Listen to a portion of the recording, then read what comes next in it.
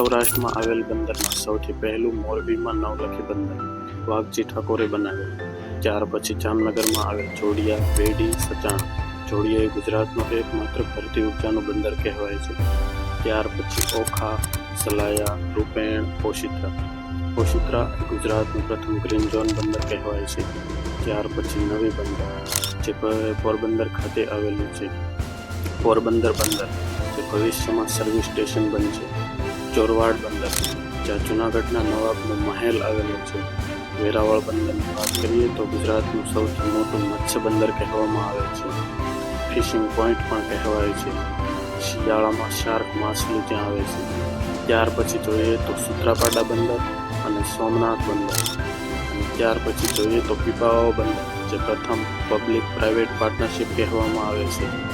જાફરાબાદ બંદર જે અમરેલીમાં આવેલું છે, જ્યાં માછલીના પેકિંગનો અને કટિંગનો પ્લાન્ટ આવેલો છે. અહેમદપુર જે માંડવી ખાતે આવેલ છે. ત્યાર પછી અલંગ જે એશિયાનું સૌથી મોટું શિપ બ્રેકિંગ યાર્ડ, અને ભાવનગર બંદર જે ભાવસિંહજી દ્વારા તૈયાર થયું હતું. ગુજરાતનું એકમાત્ર લોક ગેટ બંદર કહેવામાં આવે છે. ઘોઘા બંદર જે ભરૂચ પાસે આવેલ છે.